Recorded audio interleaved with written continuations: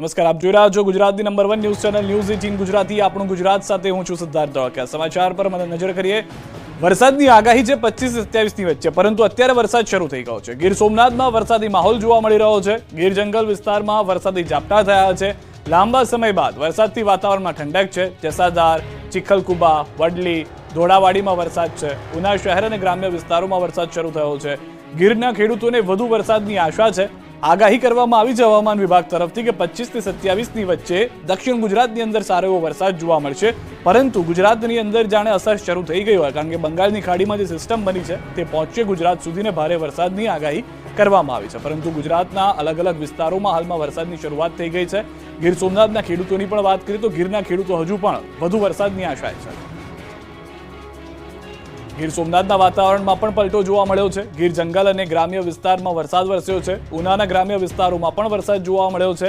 લાંબા વિરામ બાદ વરસાદથી ખેડૂતોમાં ખુશી જોવા મળી રહી છે. સમઢિયાળા, ડેસર સહિતના ગામોમાં વરસાદ થયો છે. વરસાદના આગમનથી વાતાવરણમાં ઠંડક પ્રસરી ગઈ છે. ગીરનું વધુ એક વિસ્તાર ઉનાના દ્રશ્યો આપ જુઓ કે ભારે વરસાદ જોવા મળ્યો છે અને ખેડૂતોને જે જરૂરી હતો પાકને હાલમાં પિયત ન કરવી પડે તે પ્રમાણેનો વરસાદ જોવા મળી રહ્યો છે.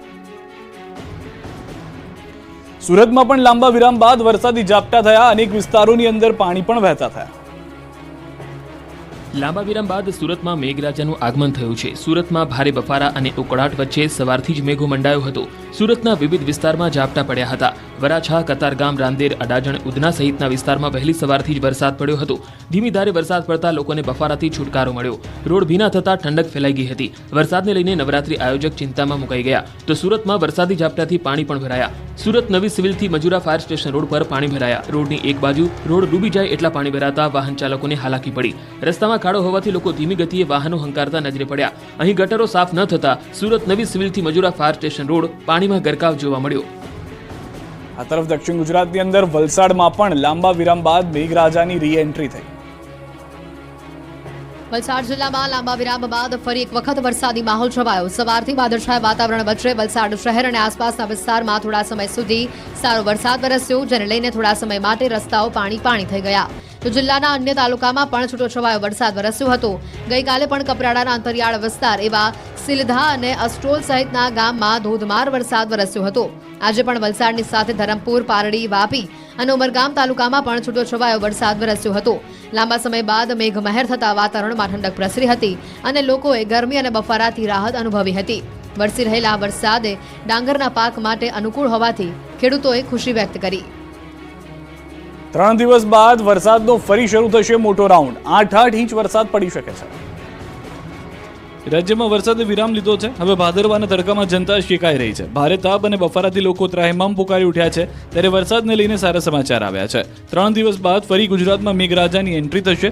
હવામાન વિભાગના વૈજ્ઞાનિક રામેશ્વર યાદવે આગાહી કરી કે આગામી 25, 26, 27 સપ્ટેમ્બરે વરસાદ પડશે, જેમાં દક્ષિણ ગુજરાતમાં ભારે વરસાદની આગાહી છે. ખાસ કરીને નવસારી, વલસાડ, દમણ, દાદરાનગર હવેલીમાં ભારે વરસાદની આગાહી છે. આ દિવસોમાં અમદાવાદનું તાપમાન 36 ડિગ્રી રહેશે.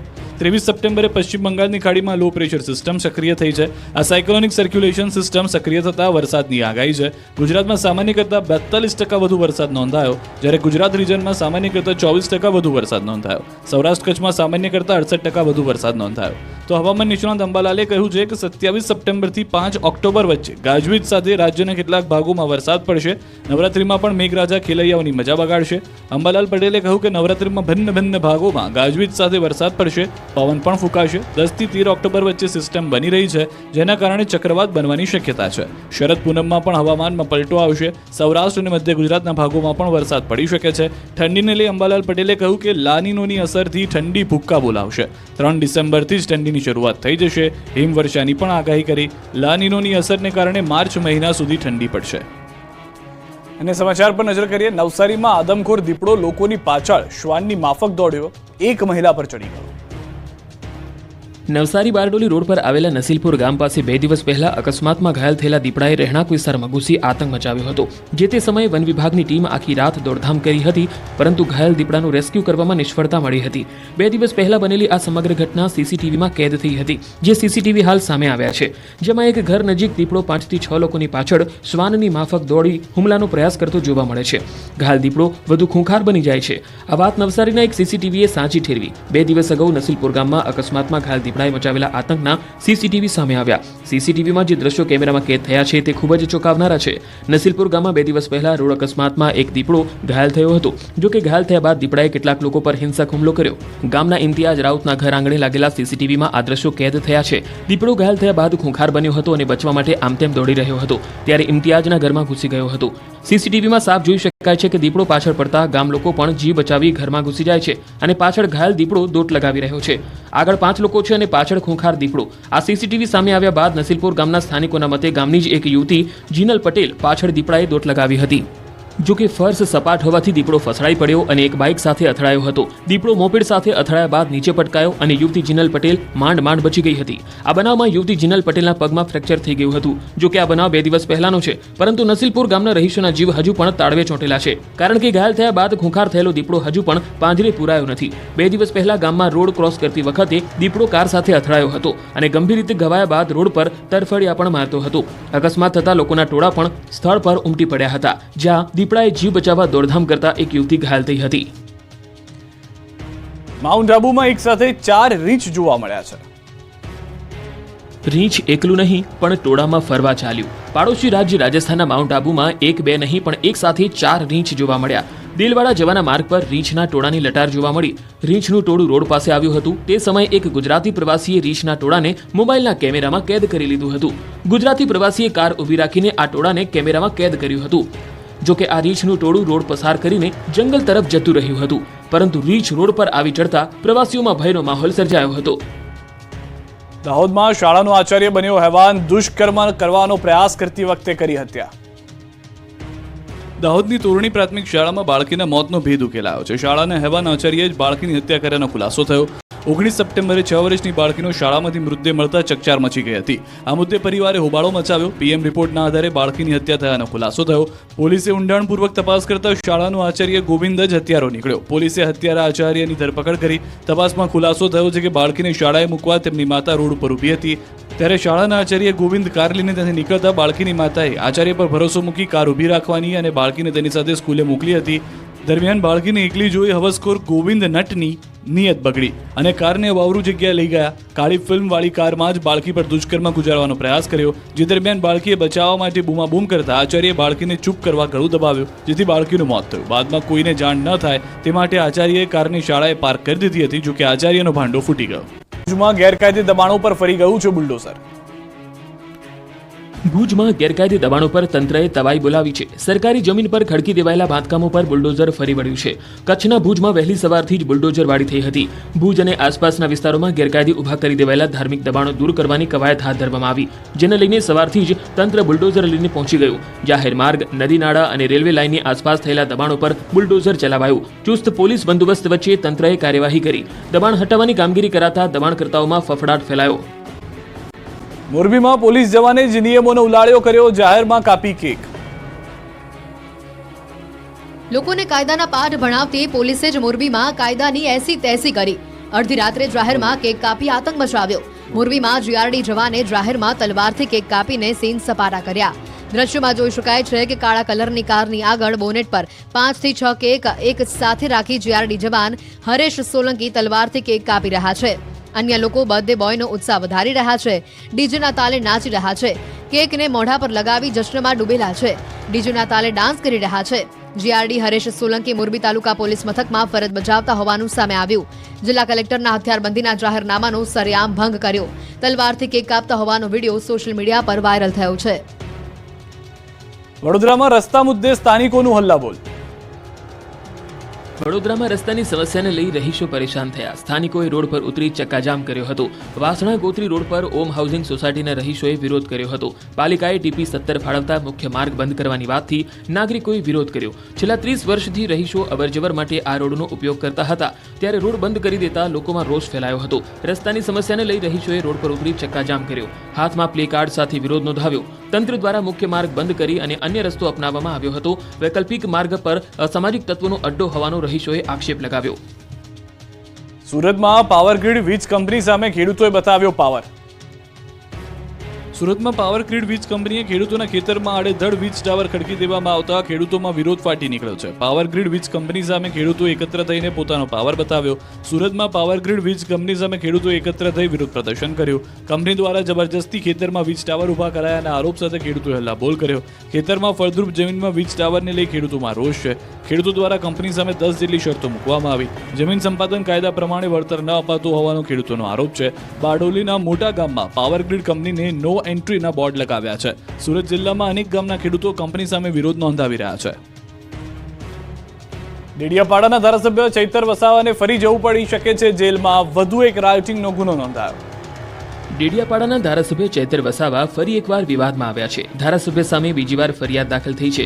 ચૈતર વસાવા સામે બીજી વાર આક્ષેપ લાગ્યો છે કે તેમણે પોતાના સાથી મિત્રો સાથે હોટલના મેનેજરને માર માર્યો છે, જેને લઈ તેમની વિરુદ્ધ વધુ એક રાયોટિંગનો ગુનો દાખલ કરવામાં આવ્યો છે.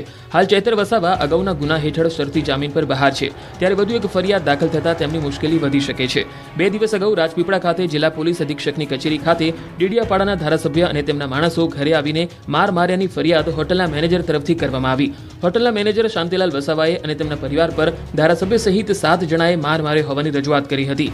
લોકસભાની ચૂંટણી દરમિયાન ધારાસભ્ય ચૈતર વસાવા અને તેમના ચૂંટણી પ્રચાર દરમિયાન તેમની પાર્ટીના નેતાઓ તથા કાર્યકર્તાઓ હોટલમાં જમવા આવતા હતા, જ્યારે ધારાસભ્યની અને લોકસભાની ચૂંટણી વખતનું હોટલનું જમવાનું બિલ બાકી હતું. એ બાબતે ચૈતર વસાવાને ફોન કરી મહેનતના 1,28,000 રૂપિયા છે તે મને ચૂકતે કરી આપવા વિનંતી કરી. આ ફોન કર્યા બાદ ધારાસભ્ય પોતાની સાથે ટોળું લઈને આવીને માર માર્યો હતો. આ મામલે ડેડિયાપાડા પોલીસ સ્ટેશનમાં ફરિયાદ થઈ. આ મામલે હવે ચૈતર વસાવા અને હોટલ મેનેજર શાંતિલાલ એકબીજા પર આક્ષેપ પ્રત્યાક્ષેપ કરી રહ્યા છે. ધારાસભ્યએ દાવો કર્યો કે બદનામ કરવાનું ષડયંત્ર છે. ડેડિયાપાડા એમએલએ ચૈતર વસાવાએ પણ કરી ફરિયાદ. આપ એમએલએ ચૈતર વસાવાએ પુરાવા જાહેર કર્યા. નર્મદામાં કોંગ્રેસ ધારાસભ્ય અમિત ચાવડાએ ખોલ્યો જનમંચ. પ્રશ્નોનો થયો વરસાદ. કોંગ્રેસના ધારાસભ્ય અને વિરોધ પક્ષના નેતા અમિત ચાવડા જનમંચ કાર્યક્રમ હેઠળ સ્થાનિક પ્રશ્નોના નિરાકરણ લાવવા અને વિધાનસભામાં પ્રશ્નો રજૂ કરશે. ત્યારે આ જનમંચ કાર્યક્રમ લઈને નર્મદા જિલ્લાના ગરુડેશ્વર ખાતે આવ્યા હતા. મહાકાળી એન્કલાવ ખાતે આયોજન કરવામાં આવ્યું હતું, જેમાં મોટી સંખ્યામાં જિલ્લાના વિવિધ તાલુકાઓમાંથી કાર્યકરો હાજર રહ્યા. સમગ્ર આયોજન કેવડિયા કોંગ્રેસના આગેવાન રણજીત તડવીએ કર્યું હતું. પોતાના વિસ્તારમાં પ્રશ્નોની રજૂઆત કરી હતી. નર્મદા જિલ્લામાં 800થી વધુ પ્રશ્નો આવ્યા, જેમાં સ્ટેચ્યુ ઓફ યુનિટીમાં ગયેલી જમીનો, રોજગારી, સ્થાનિક લોકોનું શોષણ, સ્થાનિક લોકોની રિક્ષાઓ બંધ કરવી, 2 યુવાનોની હત્યા, રોડ રસ્તા ખરાબ સહિત કેનાલોની સમસ્યા લોકોએ રજૂઆત કરી હતી, જેને અમિત ચાવડાએ શાંતિપૂર્વક સાંભળી લેખિત રજૂઆતો પણ લીધી અને જેને સરકારમાં રજૂઆત કરવાની ખાતરી આપી. નારોલ વિશાલા હાઈવે 10 મહિનાથી બંધ થતા વાહન ચાલકોને ભારે હાલાકી. ધારાસભ્ય અમિત ઠાકરે લીધી મુલાકાત.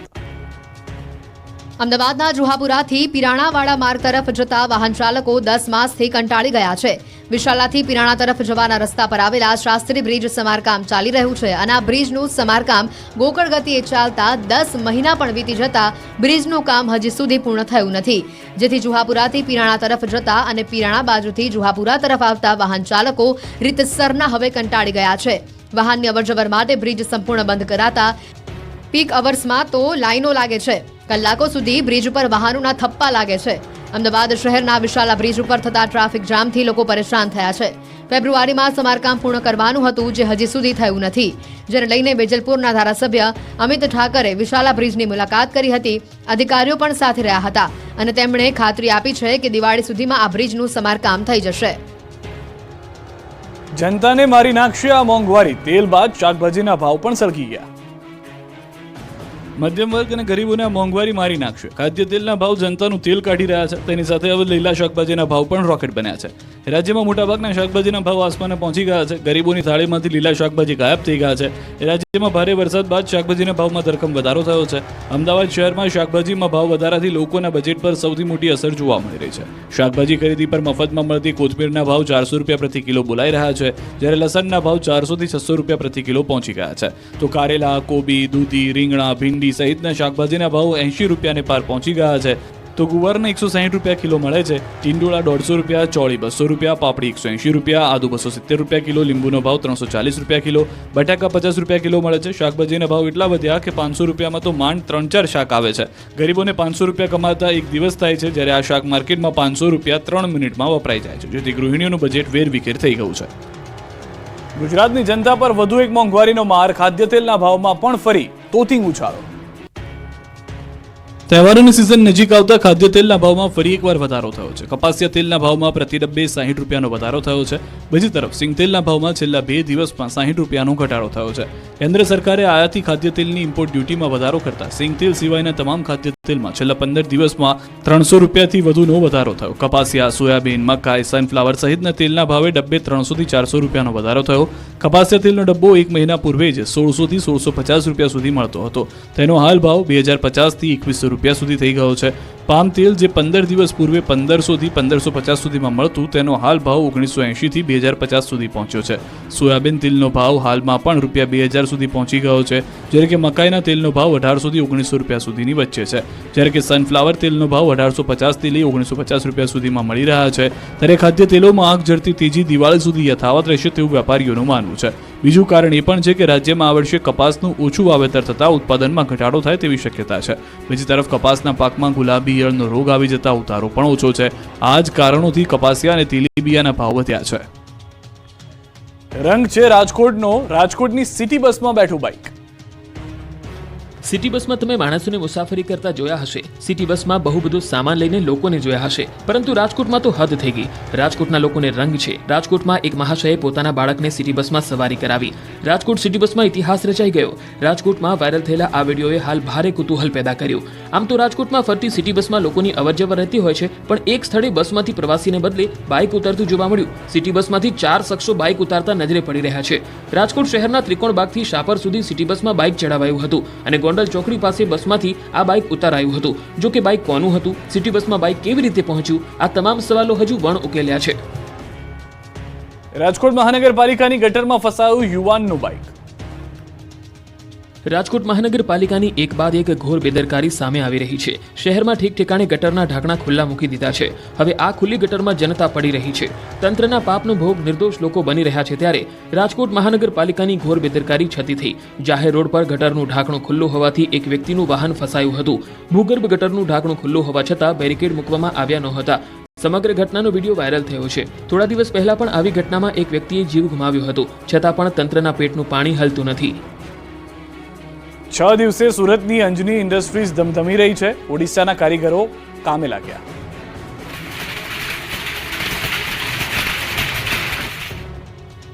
સુરતમાં 4 દિવસથી બંધ અંજની ઇન્ડસ્ટ્રીઝ ફરી ધમધમી છે. ઓડિશાના કારીગરો ફરી એકવાર ભયમુક્ત બનીને કામે લાગી ગયા છે. 6 દિવસે કામ શરૂ થતાં વેપારીઓના જીવમાં જીવ આવ્યો, કેમ કે અંજની ઇન્ડસ્ટ્રીઝમાં ભાવ વધારાની માંગણી સાથે ઓડિશાના કેટલાક લોકોએ ઓડિયા ભાષામાં ધમકીભરી નોટિસ લગાવી હતી, જેને લઈને ઇન્ડસ્ટ્રીઝમાં કામ કરતા ઓડિશાના કારીગરો ડરી ગયા હતા અને કામે ન આવતા લૂમ્સના કારખાના બંધ થયા હતા. 6 દિવસથી બંધ હતા ત્યારે અંજની ઇન્ડસ્ટ્રીયલના વેપારીઓએ કારીગરો સાથે બેઠક કરી. લૂમ્સ માસ્ટરોને સમજણ આપવા મીટિંગ મળી. આ બેઠકમાં લૂમ્સ માસ્ટરો ઉપસ્થિત રહ્યા. તેમણે સમજાવી કામે આવવા અપીલ કરી હતી. પોલીસ પણ પેટ્રોલિંગ કરી રહી છે તેવું સમજાવવામાં આવ્યું. ત્યારે ફરી અંજની ઇન્ડસ્ટ્રીયલમાં કામકાજ શરૂ થયું. હાલ 800 જેટલા યુનિટમાં 50,000 કર્મચારીઓ કામ કરી રહ્યા છે અને પ્રતિ દિવસ 30 લાખ મીટર કાપડ બને છે. છેલ્લા 6 દિવસથી કામકાજ બંધ રહેતા કર્મચારીઓને 3.5 કરોડથી વધુ પગાર. સુરત કાપડની ઓફિસમાં ફરજીનું મિની કારખાનું પકડાયું. 1 લાખથી વધુની ફેક કરન્સી સાથે 3 પકડાયા. સુરતમાંથી વધુ એક ફરજી વેબ સિરીઝની જેમ નકલી નોટ છાપવાનું મિની કારખાનું ઝડપી પાડવામાં આવ્યું. સુરત શહેર એસઓજી દ્વારા સરથાણાના યોગી ચોક વિસ્તારમાં આવેલા એપલ સ્ક્વેર કોમ્પ્લેક્સમાં કાપડ ઓનલાઈન વેચાણની ઓફિસમાં નકલી નોટ બનાવવામાં આવતી હોવાનો પર્દાફાશ કર્યો. એસઓજી પોલીસે ઓનલાઈન કાપડ વેચાણની ઓફિસમાંથી રાહુલ, ભાવેશ અને પવનને પકડી પાડ્યા હતા. ભાવેશ નકલી નોટ છાપતો હતો તો પવન અને રાહુલ નોટોની ડિલિવરી લેવા આવ્યા હતા. એસઓજીએ સ્થળ પરથી 1 લાખની fake currency, computer, printer, mobile વગેરે મળી 2 લાખથી વધુનો મુદ્દામાલ કબજે લીધો હતો.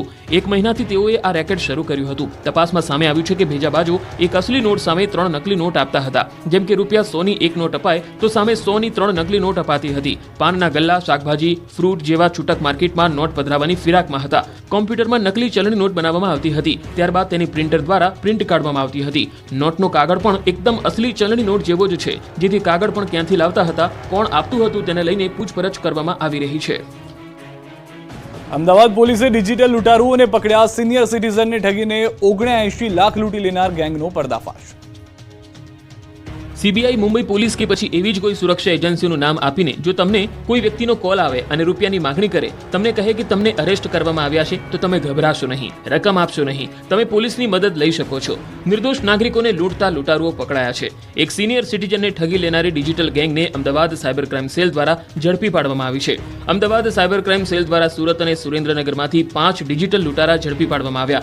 આ 5 સાગરીતોના આકાઓ દુબઈ કે ચીનમાં બેઠેલા છે. દુબઈ કે અન્ય સ્થળોએ બેસી લોકોને સીબીઆઈ, મુંબઈ પોલીસ કે અન્ય કોઈ પણ સુરક્ષા એજન્સીના અધિકારીના નામે કોલ કરે, ડરાવે, ધમકાવે અને પછી તેઓને ડિજિટલ એરેસ્ટ કરી જ્યાં હોય ત્યાં જ તે જ સ્થિતિમાં રહેવા માટે સૂચના આપવામાં આવે છે. અને જો મામલો પતાવવો હોય તો પછી લાખો રૂપિયાની રકમ માંગવામાં આવે.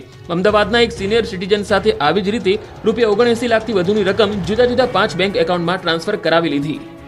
આ સિનિયર સિટીઝનને જ્યારે ખબર પડી કે તેઓ ઠગાયા છે તો તેઓએ અમદાવાદ સાયબર ક્રાઇમ સેલમાં ફરિયાદ નોંધાવી, જે બાદ તપાસનો ધમધમાટ શરૂ થયો. સાયબર ક્રાઇમ સેલની ટીમે 5 બેંક એકાઉન્ટની ડિટેલ મેળવી તો સુરેન્દ્રનગર અને સુરતનું કનેક્શન ખુલ્યું અને ઓનલાઈન ડિજિટલ લૂંટારુઓનો ઓફલાઈન અડ્ડો નીકળ્યો સુરતના સરથાણામાં. અમદાવાદ સાયબર ક્રાઇમ સેલ દ્વારા સુરતના સરથાણામાં 2 સ્થળોએ સર્ચ ઓપરેશન કર્યું તો મળી આવ્યા 700 થી વધુ એક્ટિવેટ સિમ કાર્ડ, દુબઈના કાર્ડ, ચેકબુક, પાસબુક, રોકડ રકમ અને ઘણું બધું. સુરતમાં ટ્રેન ઉથલાવવાના પ્રયાસ મામલે તપાસ તેજ. સુરતમાં અજાણ્યા શખ્સોએ આખી ટ્રેન ઉથલાવી પાડવાના કારસ્તાનમાં તપાસનો ધમધમાટ શરૂ થઈ ગયો છે. સુરતના ઓલપાડના કિમ સ્ટેશન નજીક ટ્રેન ઉથલાવવાનો પ્રયાસ કરાયો હતો. અજાણ્યા શખ્સે ટ્રેન પલટાવવાનો પ્રયાસ કરતા ખળભળાટ મચી ગયો. અજાણ્યા શખ્સે ટ્રેનના ટ્રેક ઉપર ફિશ પ્લેટ ખોલી દીધી હતી. આ ઘટનાની જાણ થતાં જ રેલવે વિભાગમાં દોડધામ શરૂ થઈ ગઈ હતી. જો કે કોઈ પણ પ્રકારનો અકસ્માત સર્જાય તે પહેલા જ અધિકારીઓ તરત જ નિર્ણય લઈને રેલ વ્યવહારને તાત્કાલિક બંધ કરી દીધો હતો. આ ઘટનામાં સંડોવાયેલા અજાણ્યા શખ્સોની શોધખોળ યથાવત છે. ઘટના સ્થળે સુરત એલસીબી, એસઓજી સહિતના 140 પોલીસ જવાનો ખડે પગે છે. આસપાસના વિસ્તારોમાં પોલીસે સર્ચ ઓપરેશન કર્યું છે. એનઆઈએ, ગુજરાતના એટીએસની ટીમે પણ કીમમાં ધામા નાખ્યા છે. બેસ્ટ અને સસ્તી ચણિયાચોળી લેવી હોય તો અમદાવાદના લો ગાર્ડન માર્કેટમાં પહોંચી જજો. ખરીદી માટે પડાપડી જાણો લેટેસ્ટ ટ્રેન્ડ. નવરાત્રીને હવે ગણતરીનો સમય બાકી છે. નવરાત્રી દરમિયાન રાસની રમઝટ બોલાવવા ખેલૈયાઓ તૈયાર છે.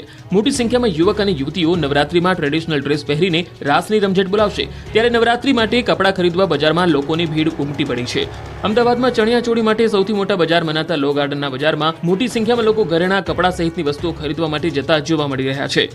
નાના બાળકોથી લઈ મોટા લોકો માટે વિવિધ પ્રકારના ટ્રેડિશનલ આઉટફિટ જોવા મળી રહ્યા છે. નાના બાળકો માટે કલરફુલ ધોતી અને કેડિયા, યુવાનો માટે કુર્તા પજામા અને યુવતીઓ માટે ચણિયાચોળી બજારમાં જોવા મળી રહી છે. લો ગાર્ડન બજારમાં 3 થી 8 વર્ષના બાળકોના કપડાં 400 થી લઈને 1000 રૂપિયા સુધીની કિંમતના છે, જ્યારે 8 થી 12 વર્ષના બાળકોના ટ્રેડિશનલ કપડાં 1000 થી 1500 રૂપિયા સુધીના જોવા મળે છે. છોકરાઓ માટે 800 થી લઈને 1500 રૂપિયા સુધીના કુર્તા પાજામા, જ્યારે છોકરીઓ માટે 1200 થી 1500 થી માંડી 4000 સુધીની ચણિયાચોળી લો ગાર્ડન બજારમાં જોવા મળી રહી છે. દર વખતે નવરાત્રીના ટ્રેડિશનલ કપડામાં અલગ અલગ પ્રકારના ટ્રેન્ડ જોવા મળતા હોય છે, ત્યારે આ વર્ષે લોકો સિમ્પલ અને વિન્ટેજ ચણિયાચોળી પસંદ કરી રહ્યા છે, જેમાં બ્લાઉઝ અને ચણિયો એકદમ સિમ્પલ હોય અને દુપટ્ટો ભરચક હોય તે પ્રકારની માંગ આ વખતે વધુ જોવા મળી રહી છે. બીજી તરફ પાઘડી અને ટ્રેડિશનલ ટોપીનો ટ્રેન્ડ છે. પાઘડી અને ટ્રેડિશનલ ભરતકામ કરેલી ટોપીઓ પણ જોવા મળી રહી છે, જેની કિંમત 200 થી માંડી 500 સુધીની હોય છે. ટ્રેડિશનલ કપડા સાથે સાથે લો ગાર્ડન બજારમાં નવરાત્રી માટે ધોતી, ઝબ્બો, મોજડી, છત્રી, પાઘડી, કેડિયા, કમરબંધ અને ટોપી વગેરે મળી રહે છે, જ્યારે બહેનો માટે ચણિયાચોળી, કમરબંધ, બાજુબંધ, પગના અને હાથના પોચા સાથે અલગ અલગ પ્રકારની ઓઢણીમાં વિવિધ ડિઝાઇન પણ જોવા મળી રહી છે. ભરૂચમાં પણ નવરાત્રીને લઈ લોકો ચણિયાચોળીની ખરીદી કરતા જોવા મળ્યા. વેપારીઓનું કહેવું છે કે આ વર્ષે નવરાત્રીને લઈ લોકોમાં ઉત્સાહનો માહોલ છે. 40% ઓછા માર્જિનથી વેપાર કરે છે. આ વખતની સ્ટ્રીટ ચણિયાચોળીએ યુવાધન માટે માર્કેટ જમાવ્યું છે. નવરાત્રી પહેલા અમદાવાદના યુવકે 35,000 ખર્ચીને બનાવી 5 કિલો વજનની પાઘડી. નવલા નોરતાની તૈયારીઓ પૂરજોશમાં ચાલી રહી છે, ત્યારે અમદાવાદમાં આ વખતે અનુજની પાઘડી ધૂમ મચાવવાની છે. આંતરરાષ્ટ્રીય ગરબા ખેલાડી અનુજ મુદલેરિયાએ આ વર્ષે 5 કિલોની પાઘડી તૈયાર કરી છે. આત્મનિર્ભર ભારત થીમ પર તૈયાર થયેલી આ પાઘડી ખાસ છે. આંતરરાષ્ટ્રીય સ્તરે ખ્યાતિ ધરાવનાર અમદાવાદના ખેલૈયા દર વર્ષે અવનવી થીમ પર પાઘડી તૈયાર કરે છે, ત્યારે આ વખતે પણ તેમણે આત્મનિર્ભર ભારતની થીમ પર આકર્ષક પાઘડી અને ગરબાનો પહેરવેશ તૈયાર કર્યો છે. પ્રધાનમંત્રી મોદીને ત્રીજી ટર્મ માટેની શુભેચ્છા, ડાયમંડ બુર્જ સહિતની પ્રતિકૃતિનો ટ્રેડિશનલ પાઘડીમાં સમાવવામાં આવી છે. 35,000ના ખર્ચે અનુજ મુદલિયારે આ પાઘડીને તૈયાર કરી છે, જેનું વજન 5 કિલોગ્રામ છે, જ્યારે તેના પહેરવેશનું વજન 12 કિલોગ્રામ છે. આ પહેલા અનુજ heritage, GST, corona warriors, Sonu Sood અને આઝાદીના 75 વર્ષની થીમ પર પાઘડી બનાવી ચૂક્યા છે. અનુજને તેની પાઘડીના કારણે વર્ષ 2019માં ઇન્ડિયા બુક ઓફ વર્લ્ડમાં પણ સ્થાન મળ્યું હતું. અનુજ છેલ્લા 7 વર્ષથી આ પ્રકારે પાઘડીની જુદી જુદી ટ્રેડિશનલ થીમ સાથે ગરબાના ગ્રાઉન્ડ પર ઉતરે છે. અને સમાચાર પર નજર કરીએ. ભાવનગરના યુવરાજ જયવીરરાજસિંહજીએ 20 તારીખે રચાયેલી સમિતિને લઈને નિવેદન આપ્યું. તેમણે કહ્યું કે જો સમિતિમાં ભાવનગરના રાજવી પરિવારનું નામ કાઢી નાખીએ તો તેનું શું અસ્તિત્વ? ક્ષત્રિય સમાજને વિચારવાનું આપણે કઈ દિશામાં જવું છે. વધુમાં તેમણે કહ્યું કે મારા પૂર્વજો અને માતા પિતાનો કોઈ દિવસ રાજકારણ માટે ઉપયોગ નહીં કરી શકો, અન્યથા એની સામે હું ઊભો રહીશ. તો ભાવનગરના યુવરાજ જયવીરરાજસિંહજીના શંકરસિંહ બાપુ ઉપર પણ આકરા પ્રહાર. પરિવારના સભ્યનું મૃત્યુ થયું હોય ત્યારે 12 દિવસ સુધી શોક સંદેશો આપવાનો હોય તેવા સમયે શંકરસિંહ બાપુએ પ્રમુખ પદ માટેની મારી સાથે વાત કરી હતી.